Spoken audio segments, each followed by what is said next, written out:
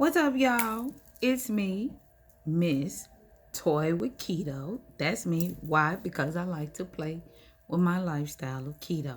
So if you don't mind, please do me a favor to like, comment, subscribe.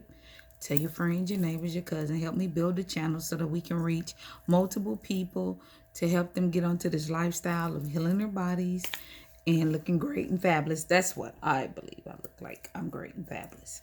So one thing with keto that is something that you really have to be mindful of is the oils that you find yourself cooking with.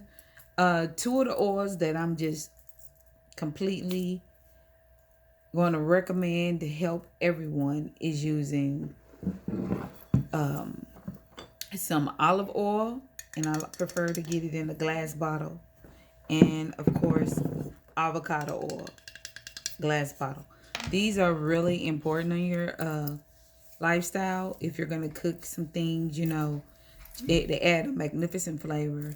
They are super awesome again if you want to, create, use some nacho chips, to dip with, if in case you get some naked chicken tenders and you want to cook them, cooking them in some olive oil or avocado oil is the magnificent choice. So again, the toy with keto is all about toying with understanding what you can do to heal your body. So again, if you don't mind, please make sure to like, comment, subscribe.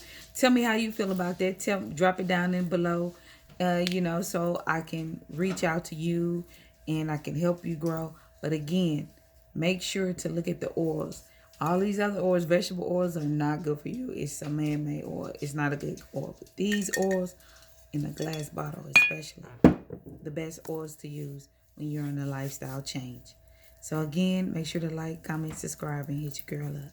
And that is who? Me. That's who? Toy with Keto. And we'll get you into the journey of healing your body.